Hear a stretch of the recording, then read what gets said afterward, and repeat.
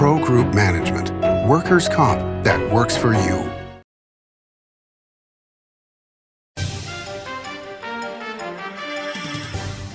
Welcome to Nevada Newsmakers. On the broadcast today, retired Colonel Kris Thompson, U.S. Army and National Guard, here for the whole show on an all-new Nevada Newsmakers. Pro Group Management offers workers' comp services to a growing number of industries. As businesses grow and change with the times, the need for a solid workers' comp program must be flexible and up-to-date. The evolving nature of regulations can make staying ahead of complex tasks challenging. But Pro Group Management simplifies the work so your industry can move forward and succeed. Pro Group Management, workers' comp that works for you. What do you count on? You count on your power every day. At NV Energy, we've always powered what's important to you, but we're not looking at the past. We're focused on the future. While our standards are high, our rates will remain low.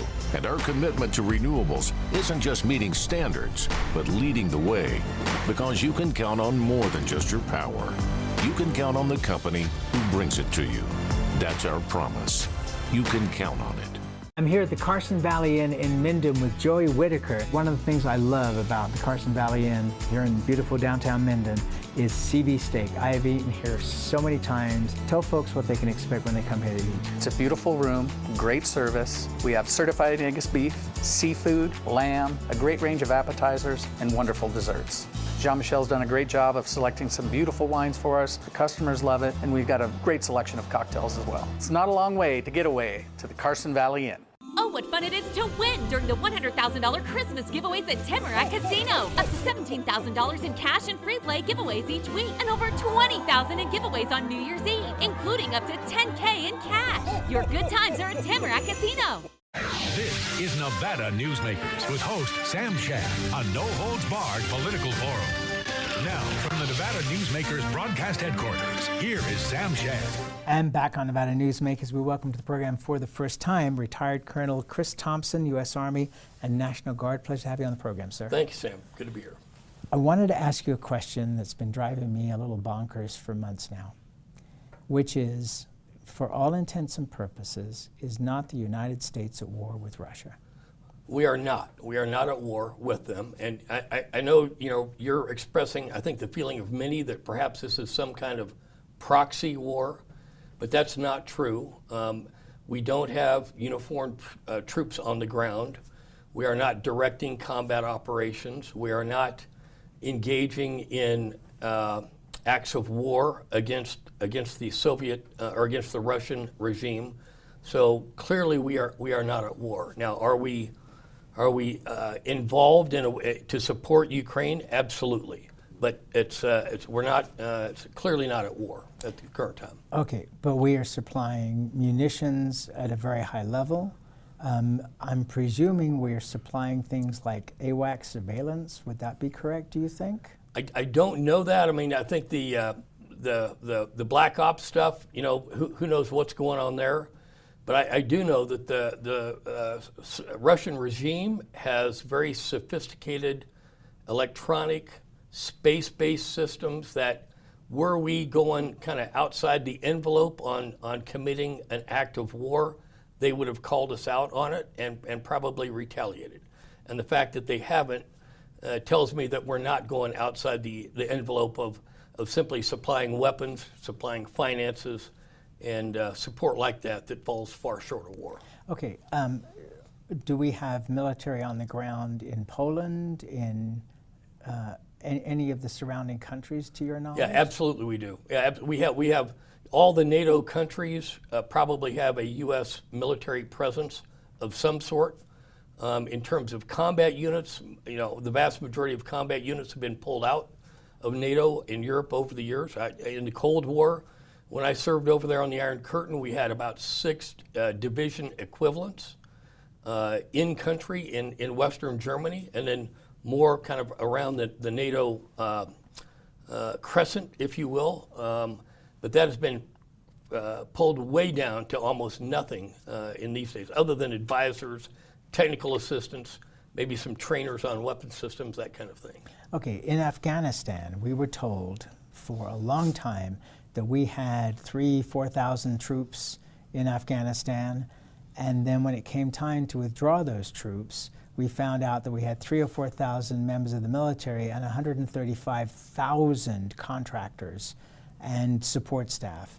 So therefore, my question becomes, how many military contractors do we have, either in Ukraine or surrounding countries? I haven't seen any reports on the numbers, but your point is absolutely right. And it comes about because, you know, the administrations, both Republican and Democrat, don't want to go to Congress, and the Congress doesn't want to take up measures that might add uniformed personnel. That's a tough political hurdle to get over. And so what they do is to get around that is they'll simply hire a bunch of contractors. I know at one time after the Iraq War, we had more contractors in Iraq than we did uniformed service members not too long after the armed conflict ended, which to me is just wrong. It's you know, if you're going to go to war, then you need to get the public behind it. To get the public behind it, you have to explain what the mission is and have the military sized properly to do the mission, as opposed to hiring a bunch of civilians that you know, you have issues on discipline, on criminal activity by the civilians, on supporting them properly. Rules of engagement. Rules of engagement, all that. And it's just, you know, it made me uncomfortable to see that many contractors. And I'm sure there's still that kind of environment that exists in Europe and in the Middle East in terms of us having a lot of contractors on the ground. And the Russians are not shy to be hiring contractors themselves. They are not. Matter of fact, very vicious contractors. They are, and they're hiring the most aggressive kind of mercenaries out there. I mean, they've even advertised it on global media platforms, and it, you know, I suppose the good news with that is that the fact that they're having to bring in armed mercenaries shows that they're having a hard time internally justifying to their own people filling out the needs that they have for the Ukrainian war. Here's another thing that struck me, and you don't really hear anybody talking about it. I'm presuming that our CIA or other secret organizations must have known that the Russian military was not up to strength to be able to pull this off. Because if we had, and this is conjecture on my part, I have no knowledge, but we would not have been supplying the kind of military aid to Ukraine if we thought that they were going to lose. I don't know about that. I mean, in my career, and I've never been involved on the CIA, the DIA, NSA side, so that's outside my experience. But I can tell you this: during the Cold War, with the Soviet Union on the other side, the press, the intel agencies always made them out to be 8 feet tall, superhuman. Their vehicles were far better than ours. And I remember one instance we had on the Iron Curtain where our regimental commander called us all in to the secured facility, a SCIF, and they played radio transmissions from a Russian tank gunnery exercise. And these people could not hit the broadside of a barn. They were yelling at each other, commanders getting fired on the spot. It was mass chaos. So I think a lot of us that served during that Cold War recognized that they may not have been as top-notch as they were portrayed to be. But before the invasion of Ukraine, I think there was a general consensus probably across the board that they had massive advantages. They could choose the place of attack. They could array their forces. This was before Ukraine had a lot of support in terms of weapons or ammunition types from other countries. So the advantage was heavily with the Russian regime prior to the war with Ukraine, in my view. Okay, but that seems to be a false curtain.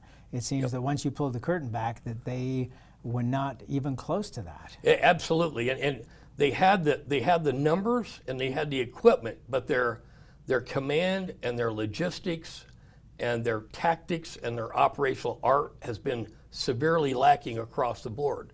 And simply put, the Ukrainians just handed it to them. I mean, they stopped the main invasion toward the Ukrainian capital in its tracks.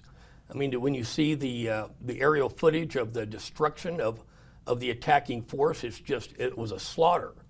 And it was a lack of tactical experience, lack of tactical knowledge, a lack of generalship, a lack of tactical leadership, just horrible across the board by the Russian army. Okay, so when you and your former colleagues talk, and I know you talk all the time, where do you see this ending? Because wars don't end in fighting, wars end in diplomacy, but it's hard at this point in time to see where that diplomacy comes from.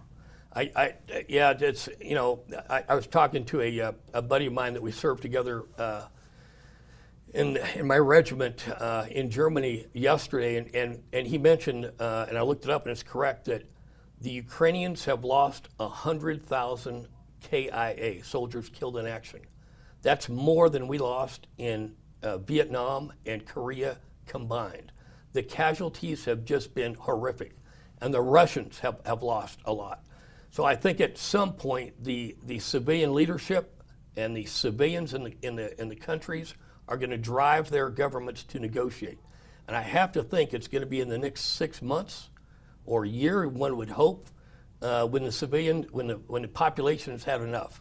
And you know, perhaps it's a good place right now because the Ukrainians gained some of that ground back, but just to have a negotiated peace, maybe not a settlement, but at least a ceasefire.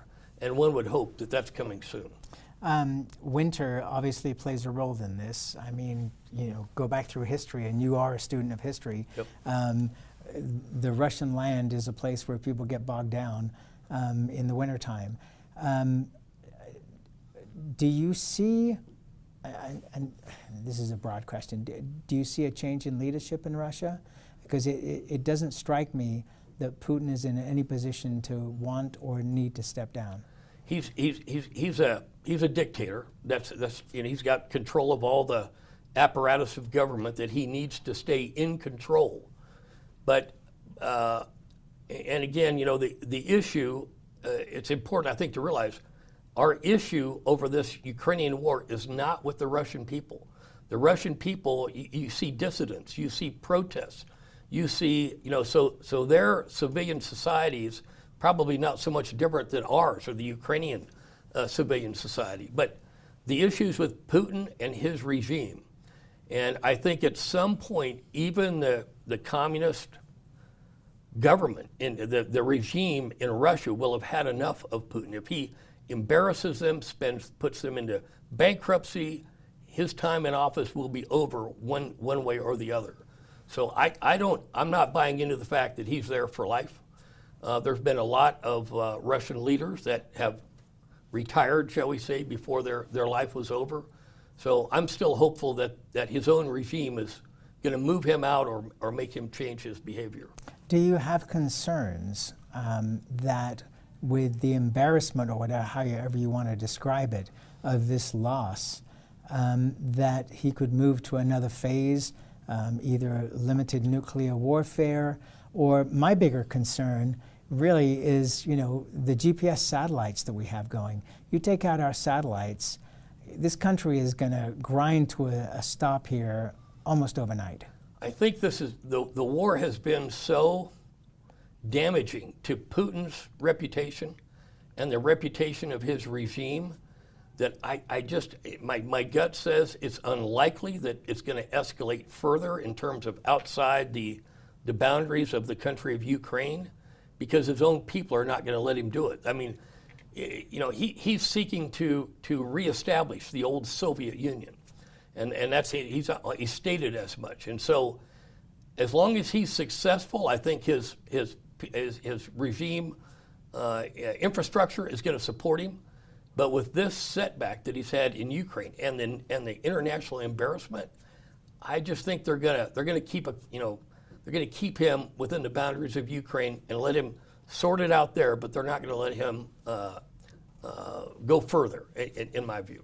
When I interviewed Senator Jackie Rosen, who sits on the Armed Services Committee, she said that from the very beginning, replenishing the military stock, the bombs, et cetera, was written into the bill from the day one.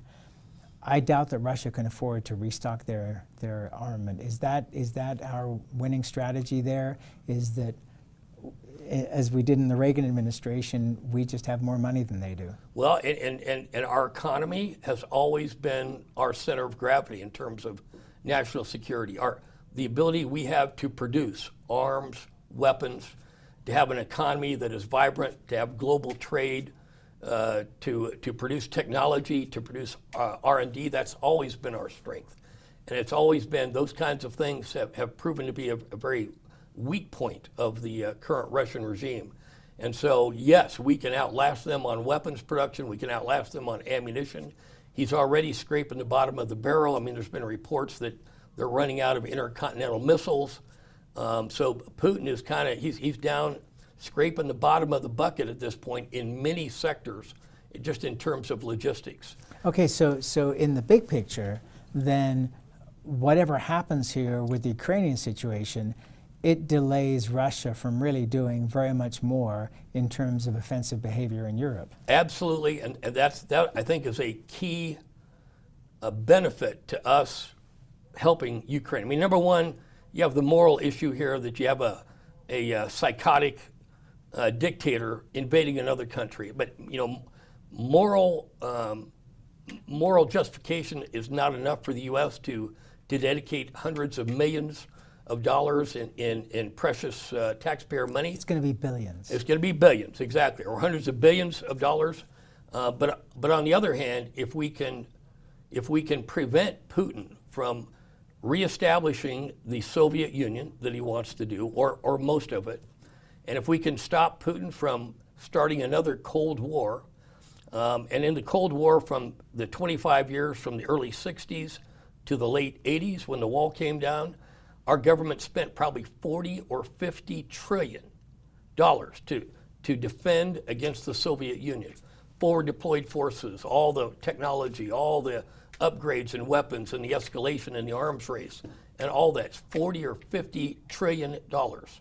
So if by stopping him now in Ukraine, and by the way, helping an ally and helping someone who's been wrongfully invaded, then to me that's very much an advantageous strategic move on our part. And we'll be back with Kris Thompson with more after this. I'm here at the Carson Valley Inn in Minden with Joey Whitaker. Entertainment here at the Carson Valley Inn is extraordinary. Yeah, super proud of the TJ's Corral, our outdoor venue, about 1,500 seats. We've had first-class entertainment out there. We've had Merle Haggard, we've had Chris Young, we've had Lee Brice a couple times, we've had Pat Benatar, Joan Jett, who's in the Hall of Fame.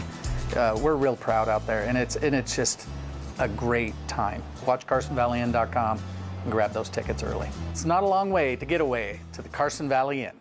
Like a traditional handmade basket, retail is woven into the fabric of life in Nevada. From big box to mom and pop, retail supports our communities in countless ways. Jobs for the disabled, team uniforms for kids, help for the elderly, and so much more. Retail employs over 1 in 10 workers. Retail supports Nevada, and we support retail. RANNV.org. Southwest Specialties has been making the homes and businesses of Nevada beautiful for more than 20 years. Their experienced designers and craftsmen create the walkways, backyards, water features, and a variety of outdoor cooking areas that add curb appeal and value to your investment. Call today or visit them at their website and see how they can make your outdoor spaces special. Southwest Specialties, creative, distinctive, beautiful. Oh, what fun it is to win during the $100,000 Christmas giveaways at Tamarack Casino. Up to $17,000 in cash and free play giveaways each week, and over $20,000 in giveaways on New Year's Eve, including up to $10K in cash. Your good times are at Tamarack Casino. This is Nevada Newsmakers. And back on Nevada Newsmakers, we continue our conversation with retired Colonel Kris Thompson, U.S. Army and National Guard. China, it seems to me, for as much noise as they have made and as many actions as they have taken, they are more interested in trade, especially with the United States, than they are with anything else. Am I right about that? Mostly. The two caveats to that are the Taiwan situation, number one, and number two, space. Okay, so hang on, let's do one at a time. Fair enough. So Taiwan, Sig Rogich said to me and he does negotiations for businesses between the United States and China. He says they wanted to take Taiwan since the Nixon administration. They have plenty of time. He's exactly right, and the Chinese are known to be the most patient strategists in the modern world. They will wait, they will move very slowly and incrementally, but Taiwan is a vital national interest for the U.S. because 90% of all the top-level semiconductor, the chips, computer chips, are manufactured there, and virtually all of the high-end computer chips for the top-level software is made there. And so were the Chinese to take Taiwan, either by force or politically, they could hold those chips hostage for whatever they wanted. I mean, can you imagine no new supply or restrictions on the supply of chips to manufacturing? Chips go in cars, in cell phones, in laptops, in computers. They're everywhere, in everything in your home, all your appliances. And if that supply chain gets cut off or greatly damaged, I mean, it's over for the U.S. economy.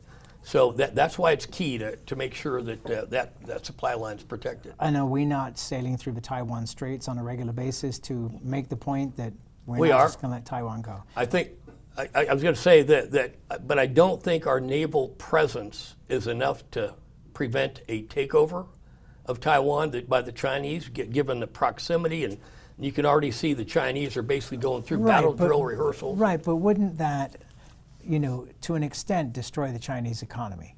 Because the United States would have to retaliate. They would not want to retaliate militarily, but they could retaliate trade-wise, and that would be crushing for the Chinese. They could, although it's questionable. Our stated strategic policy of the U.S. toward China is unfortunate. It's called strategic ambiguity, where we don't say if we would intercede militarily. That's not in the policy, one way or the other. And we say that we believe in one China, but we want an autonomous Taiwan. And so it's a very ambiguous, confusing for both the Taiwanese and the Chinese as far as what our intentions are. Yeah, it's certainly an area I wish we would clarify one way or the other. The diplomats love it. The diplomats love it, yes. We'll be right back with Kris Thompson after this. Hi, I'm Renee Summerauer, digital news anchor here at 7 at 7. Watch our streaming nonstop newscast immediately with your mobile phone. 7 at 7 is the new way for you to get every bit of local news you need in just 7 minutes. Breaking news, local neighborhood news, weather, and sports are just a click away. Reporters bring you all of what's happening in the Valley.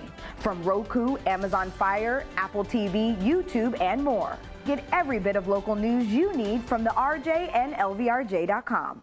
As you know, Reno is booming. Toll's development company is helping it grow with insightful design and development, building community with every project, adding beauty, adding excitement, emphasizing our shared humanity. Reno is becoming bigger. Toll's development is helping it become better, more livable, more enjoyable. To learn more, go to tollsdevelopment.com. tollsdevelopment.com. Truck drivers are some of the hardest working people you'll meet, delivering over 70% of America's freight and 92% of Nevada's. When there's a natural disaster, they're delivering critical supplies to help those communities recover and rebuild. Every sector of the economy and our nation's military rely on truck drivers. So let's take a moment to say thank you.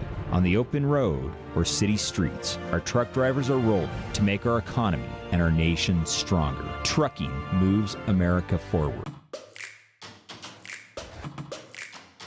Snorkel personnel lifts are engineered beyond the industry norm to an uncommon level of safety and durability, and with an eye towards sustainability. They're also designed to be simple to operate and maintain. Snorkel, always at the cutting edge of progress. Oh, what fun it is to win during the $100,000 Christmas giveaways at Tamarack Casino. This is Nevada Newsmakers. And back on Nevada Newsmakers with the retired Colonel Kris Thompson, U.S. Army and National Guard.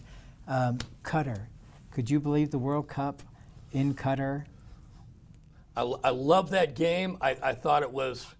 I watched all of the games leading up to it, England, France, and all the U.S. matches, and it was what a phenomenal activity over there. It was kind of good to see the sentimental favorite Messi come out on top for the first time in his career. But Israel flying planes into Qatar.